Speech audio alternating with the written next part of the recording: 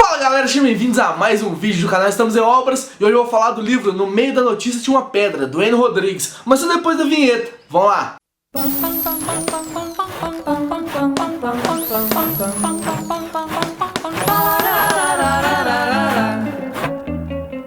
Eu tenho que dar dois esclarecimentos sobre esse livro aqui antes de começar a falar sobre ele. O primeiro é que o Enio é meu amigo pessoal. Ele estudou na mesma sala da faculdade, a gente encontra até hoje, então o Enio é meu brodinho e eu chamo o Enio de Porquinho. Então durante o vídeo pode ser que eu solte Porquinho no lugar de Enio, porque eu já tô acostumado, então peço perdão já pelo vacilo por antecedência. E o segundo ponto é que quem diagramou esse livro também é meu amigo pessoal, é o Eduardo Felipe, no caso o Gabão. Então eu vou falar um pouquinho sobre diagramação depois, mas é porque é meu amigo pessoal aqui também. Então eu preciso deixar esses dois esclarecimentos aqui pra não ficar um vídeo assim, completamente no escuro. Falar que eu não conheço, porque eu conheço sim, conheço os dois e conheço bem os dois. Agora falar do livro em si, né? O que é o No Meio da Notícia Tinha uma Pedra? Ele faz uma discussão em cima do jornalismo e das formas de contar histórias. Ele vai levar em conta uma coisa que foi muito cara pra gente na época da faculdade, eu falo pra gente, pra mim, pro Enio, pro meu grupo de amigos todos, que era como contar uma história jornalística de uma forma mais literária, de uma forma que ficasse mais agradável pro leitor. Foi uma coisa que a gente buscou bastante na nossa graduação, que a gente correu atrás. Eu e o Enio, por exemplo, a gente tem formação complementar em literatura brasileira, tem amigos nossos que fizeram trabalho de conclusão de curso voltados para essa área também de jornalismo literário, outros que praticam isso no dia a dia. Então assim, é um tema que é muito caro pra gente e o Enio foi nas fontes. O Enio foi nos jornalistas que praticam isso hoje para tentar entender como eles fazem. E quando eu falei que ele foi até as fontes, é porque esse aqui foi o trabalho de conclusão de curso dele. Ele apresentou, se eu não me engano, no primeiro semestre de 2012. Eu li na época que ele foi defender pra banca, então eu já conhecia o que era o trabalho do Enio aqui. Esse aqui foi mais uma releitura dele. E também ver como ficou o trabalho da editora Letramento, que eles convidaram o Enio pra publicar esse livro a partir do selo deles. E assim, muito legal, muito interessante o espaço que a Letramento deu pra pessoas novas, pra autores novos e principalmente pra um trabalho acadêmico também, porque isso aqui nada mais é do que um trabalho acadêmico. Ele é composto por 9 entrevistas com profissionais da área e discutindo um pouquinho sobre como é produzir um jornalismo mais literário, assim. A questão da discussão do termo jornalismo literário também entra aqui na história, se pode usar, se não pode usar, se as pessoas que são entrevistadas gostam ou não do termo jornalismo literário. Pra questão do vídeo aqui eu vou falar jornalismo literário mesmo, mas é um jornalismo que trabalha com uma forma diferente de contar a história. Não é simplesmente aquele onde, como, quando e porquê do jornalismo, mas procura entender as pessoas por trás da história, procura dar um enfoque diferente naquela coisa que está sendo narrada. E esses 9 profissionais mostraram como que é o ponto de vista deles com relação a esse tipo de produção, como eles começaram e como eles fazem até hoje. Tem nomes aqui do estilo Vanessa Bárbara, que é autora do Livro Amarelo do Terminal, que é um livro-reportagem muito bom também, que foi o trabalho de conclusão de curso dela. Tem também o jornalista Pedro Alexandre Sanches, que fez carreira praticamente toda na Folha, e na época que o Enio escreveu esse livro aqui, ele estava trabalhando na Bravo, ele era editor da revista Bravo. Tem também a Sabrina Abreu, que é autora do Meu Israel, também dos Estados Unidos Viagem, e a autora do projeto Book do Dia, que era um projetinho para contrastar com aquele look do dia, para mostrar o livro que ela estava lendo no dia. Um projetinho bem legal, não sei se continua ainda, mas foi uma coisa interessante que rolou. A Sabrina Abreu também trabalha nessa área de jornalismo literário, principalmente com os livros dela, relatos de viagem, como Meu Israel, também contando um pouquinho de como foi ela lá dentro. Tem também uma entrevista com a Natália Viana, que é repórter da Pública, e se vocês não conhecem a Pública, é uma iniciativa de jornalismo independente muito legal, financiada pelas pessoas que leem o material. Então procure na internet a Pública, que vocês vão achar materiais de jornalismo de muita qualidade lá dentro. E também um grande nome, que é o do Humberto Werneck, que é o autor do Desatino da Rapaziada, que é um livro que eu já falei aqui no canal sobre ele. Vou deixar link aqui. Se eu não falei no canal, eu falei no blog, eu falei em algum desses lugares sobre o livro, então vou deixar aqui nos cards, vocês poderem ver. Mas é um jornalista muito reconhecido aqui, que é autor de vários livros, principalmente livros reportagens. Humberto Werneck encerra esse livro aqui, e encerra de grande forma. E por que discutir esse assunto do jornalismo literário é tão importante? Porque o jornalismo hoje, ele vive um momento de crise bem foda, uma crise bem fodida mesmo. A gente não sabe como vai ser o modelo de produção no futuro, como que vai ser o jornalismo no futuro, a gente não sabe. E o jornalismo literário apresenta como uma forma diferente de contar uma história, que seria mais adequado, talvez, para esse tempo de internet, por exemplo. Que as notícias em si, né, as manchetes, notícias afins, elas não são tão importantes quanto uma história bem contada. Tá aí, por exemplo, a Eliane Brum, para mostrar que uma história bem contada tem todo o poder dentro de uma mídia. Ela é uma das jornalistas mais famosas hoje, assim, que fazem isso. Ela não foi entrevistada aqui no livro por questão de tempo, mas mesmo assim, se quiserem correr atrás de alguma coisa pra saber o que eu tô falando, jornalismo literário, e dessa nova forma, nova assim, né, entre aspas, porque ela já data da década de 60, um pouquinho antes disso também, mas mesmo assim é uma forma diferente de encarar o jornalismo que não é feita, né, normalmente, e esses profissionais fazem isso. E é uma forma de talvez burlar a crise, sair desse lugar comum que o jornalismo vive e tentar uma coisa diferente. A Pública, por exemplo, da Natália, que eu falei que foi entrevistada aqui, é uma forma de fazer isso, é uma forma de tentar encarar o jornalismo de outra forma, contando histórias de uma forma diferente. Por isso que o tema é tão relevante, por isso que esse livro aqui se torna tão interessante, porque ele traz um recorte do mercado, das pessoas que estão ali dentro, o que elas acham sobre o assunto. E no processo de escrita desse livro aqui, na construção da linguagem dele, o N decidiu fazer exatamente o que ele prega no livro, né, o que ele está discutindo no livro, é botar o eu dele dentro das reportagens. Na hora de contar como foi uma entrevista, ele não vai simplesmente narrar as perguntas e as respostas, ele vai contar o cenário, ele vai se botar ali dentro mesmo, que é uma das características também desse jornalismo mais literário, que ele ajuda o autor, né, o jornalista, a se situar ali dentro e situa o leitor também ali, porque ele começa a saber como que é a figura do jornalista, como que ela interfere no fato. E isso, quando a gente vai fazer uma entrevista, é muito legal, porque a visão do jornalista, ela dá um toque a mais na figura do personagem, né, da figura do entrevistado, que a gente vai saber exatamente o que o cara pensa, como ele estava vestindo, qual a reação dele naquele momento. O jornalista que está entrevistando pode trazer isso tudo para uma entrevista bem feita, para uma forma bem feita de contar essa história. E isso o N tentou trazer aqui nesse livro. O problema é que nem todas as entrevistas seguem esse mesmo padrão. Eu não sei se foi de propósito nem todas seguirem, mas se não foi, ele deveria ter prestado um pouquinho mais de atenção nisso. Tem algumas entrevistas, como a do Armando Antenori, que se resume basicamente a dar um perfil do Armando e pouco da experiência do Enio em entrevistar o cara, que era uma coisa que estava presente nas outras entrevistas, mas não estava presente aqui.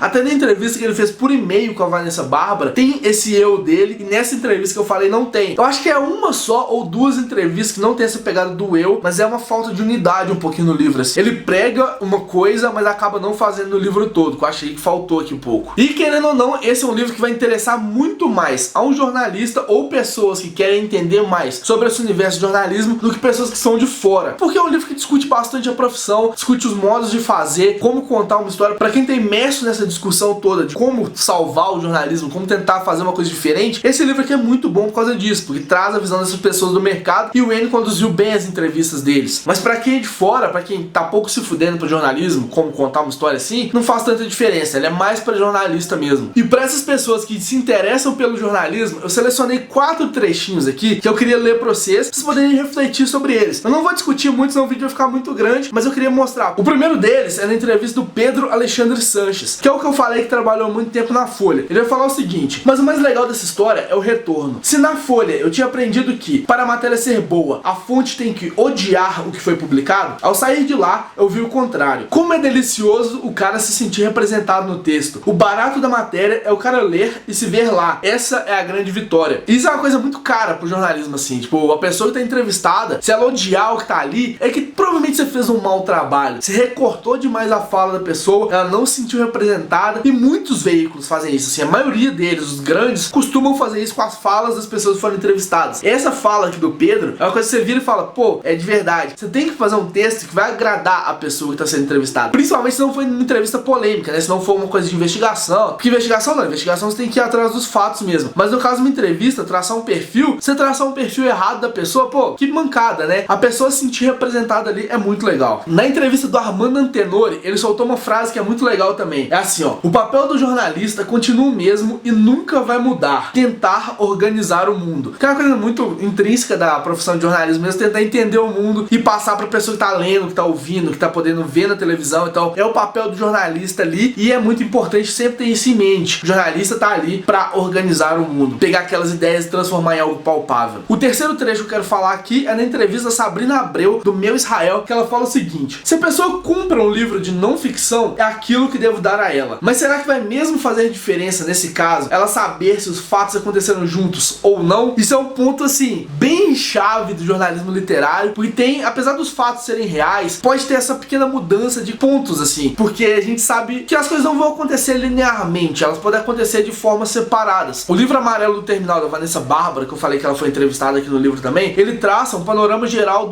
da rodoviária de São Paulo, terminal rodoviário de São Paulo, e as coisas geralmente não aconteceram naquela ordem, mas é um livro de não ficção, as coisas são reais ali dentro, embora não tenha acontecido naquela ordem. E é importante importante realmente acontecer naquela ordem pro leitor? Vale realmente a pena botar na ordem ou pode transformar em algo mais literário, mais fluido? Esse é o questionamento aqui que a Sabrina faz. E na entrevista do Humberto Werneck, ele dá 3 dicas de revisão que eu acho que é legal passar aqui também, né? A primeira, ele fala que é pra ler com os cotovelos na mesa, debruçado sobre o texto e com uma caneta na mão, repetindo para si mesmo com sangue nos olhos. Nada haverá de escapar nessa minha revisão. Então é sentar mesmo e ver se qualquer coisinha que tiver errado ali dentro eu vou tirar e vou cortar. A segunda é ler mais uma vez em pé e em voz alta, que é pra você saber a melodia do texto, ver se ele tá fluindo bem. E a terceira é ler novamente, mas quando você for deitar e estiver relaxado, coisa que você não pegaria na correria, antes de dormir você consegue captar. Então é revisar uma vez bem minuciosamente, depois a segunda para ver o ritmo e a terceira descansado para pegar o texto mesmo, pra você a cabeça já estiver longe daquele texto, você pegar ele de novo e revisar. Acho legal que a processo de revisão que o Werneck faz e é legal passar esse processo também. E para finalizar, eu queria dar um destaque pro projeto gráfico aqui do livro. O Gabão, que é meu amigo, né, que diagramou o livro aqui também, ele fez um projeto interessante com esse negócio das pedras, topografia, porém ele cometeu um erro